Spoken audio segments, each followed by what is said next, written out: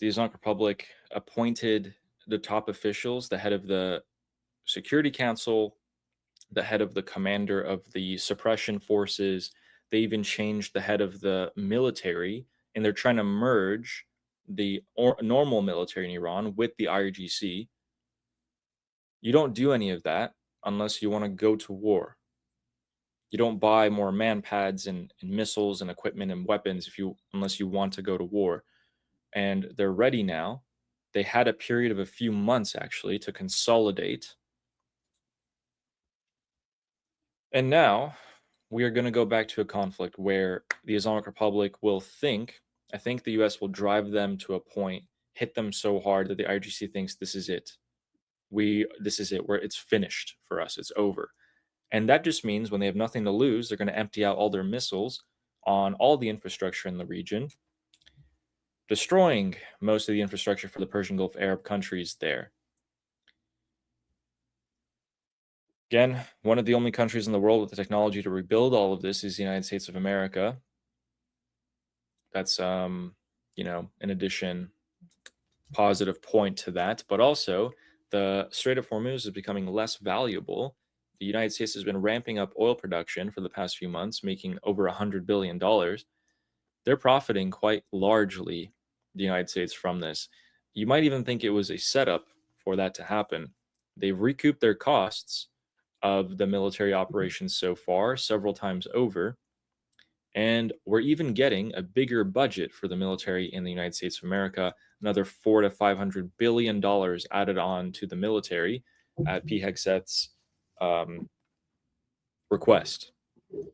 In addition to that, Raytheon, Lockheed Martin, all these different countries or companies in America, the defense companies, are getting massive contracts, $1 billion worth from Raytheon for the United Arab Emirates. Lockheed Martin, several $billion, producing more munitions, more interceptors for the United States of America, and they need them fast. No more give us years to produce you a couple hundred interceptors. We want hundreds a year. So if you're a defense engineer, it's going to be a good couple of years for you to get hired.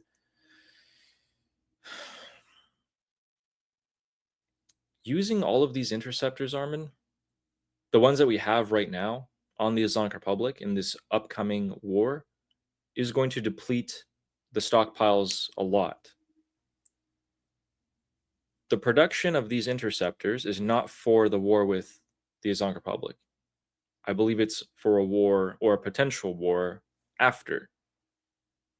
What do you think? After this, what do you mean? Can you elaborate? A potential world war with China, maybe Russia, who knows? Okay, I don't. Okay, so I know people disagree with me, but I don't think. Um, I think the CCP is as big of a paper tiger as Putin has proven to be. Putin can't deal with Ukraine, which is the poorest country in Europe. I don't see how they're going to do world war against the rest of Europe if they can't even handle Ukraine. I think China knows that attacking Taiwan will make Taiwan they get them stuck in a forever war that they're going to not be able to pull out from. And the Chinese are so sensitive about their GDP numbers. Going to war with Taiwan will destroy their economic growth, something they're so sensitive about. And they don't want to get involved in the military operations against the United States. They do not want that.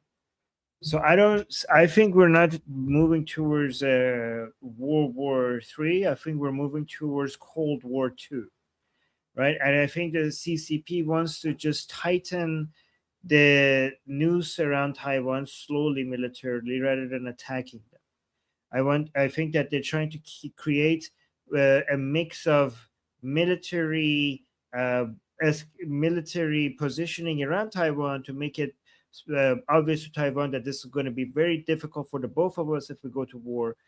That's strategy number one. But also on top of that, the strategy number two is to make political pressure inside Taiwan to support politicians who are in favor of merging with China. They do not want to go into head-to-head war with Taiwan.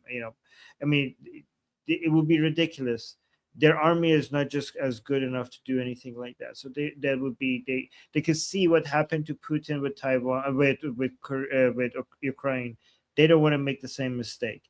So I think that this is a battle of proxies that we're moving towards to more and more, rather than world powers directly fighting it. So for the difference between Cold War and a World War is when the world powers go directly into fight against each other. A Cold War, like if it would be World War III if it resembles World War I and World War II. Resembling World War I and II would mean that, or 11, I don't know, is that world powers are going to head with each other. But it resembles more to Cold War One if superpowers are putting their proxies against each other instead of them going directly to war with each other, right? So, and I think that world powers are not interested in going to wars with each other because it will be mutual destruction economically on all sides. So I think we're going to see an escalation of them putting their proxies against each other. Can we identify some of the proxies here? The Islamic Republic is one. Oh, yeah. Yes, great. The proxies of the Islamic republics are secondary proxies, right? Right. Mm-hmm. Yeah, the terrorist Um, militias, yes. Russia's allies are some, right? Pakistan is a Belarus. China, yeah, Belarus, yeah. Pakistan is a Chinese proxy, right? There's Yeah. some African countries are maybe Russians indirect proxies. Who else do we have? North Korea is a proxy, I guess. I think the Persian Gulf Arab countries are currently being it's a little tug of war. And the tug of war used to be between China and the US on the Arabs, but now some of the Arab countries are actually playing tug of war with the US themselves. They're saying we want to rely on ourselves more, only out of necessity at the moment with this Mecca Defense Pact. Otherwise, I guess they would have been more useful in the terms of proxies. I mean, the United States doesn't want proxies. The United States wants allies, right? And United States is telling the countries that are relying so much on United States military is like, you guys are not allies. You guys are proxies. Stop acting like proxies and start acting like allies. So United States is like, I want allies, not proxies. So that means that you need to do your own stuff rather than relying on me so much. Yeah, that's a good point. Yeah. Liak is saying, we want friends. Yes. Right. Okay. When Wall Street Journal comes out and says that the IRGC may have used this period of time to potentially gear back towards a larger conflict with the United States, they have to fight the Islamic Republic has to fight two wars. Actually, they have to fight one war that's external against other countries. Then they have to fight one war against the Iranian people. So their forces have to be split. The IRGC have to focus internally on the Iranian people with personnel, and then they fire all the rockets and missiles and drones at all the countries around them, as long as there isn't a ground invasion. Yeah. Yes. I don't know. The Islamic Republic probably would like the Americans to try to do a limited ground invasion because they think like, yeah, that would be devastating to us. But even if we could kill some Americans, that would be a huge blow to America more. Like if for every 1,000 soldiers they kill from us, even if we could kill one soldier, we know one American soldier is worth more to them than 10,000 of our soldiers to us. Right. So they're just hoping that they could like get a chance of like maybe hitting some Americans and causing huge political damage to the United States by doing so, and also refocus the attention on war and a wartime economy rather than having to deal with uh, the internal division that they're dealing with right now. So a lot of Western analysts get this wrong. They say that war with the United States causes a rally around the flag effect in Iran, suggesting that the Iranian people on average are supporting the regime because of the war. That is absolute nonsense. The vast majority of the Iranian people are and will remain anti Islamic Republic.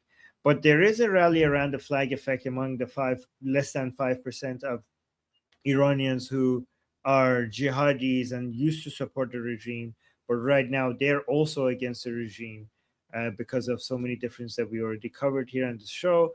But among those jihadi-minded Iranians who are used to be more pro-regime, escalation of war with the United States and Israel might help the Islamic Republic for at least for them to have a rally around the flag effect. Does that make sense? Yeah, the regular people are not going to just side with the IRGC now that the country is being invaded to overthrow the IRGC. That wouldn't make any sense. Right. Someone said destroying the interceptors of the Islamic Republic, destroying those could be because of possible invasion too. The Islamic Republic doesn't have any missile interceptors. And if they did, they would be saving them for the last possible moment to protect maybe their own personal lives or something like that. They didn't have any during the 40-day war. We got aerial supremacy in like a couple days, few days, 4 or 5 days at that point. They got man pads. They bought some of those. They had some more of those.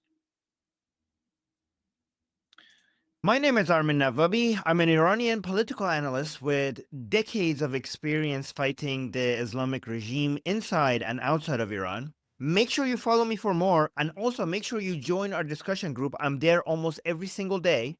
Come talk to me there and the rest of the people there in our group calls. It's a great place to meet and talk to people who like talking about politics. The link is in the description and or in the bio. You could also get there by scanning the QR code on the screen. See you there.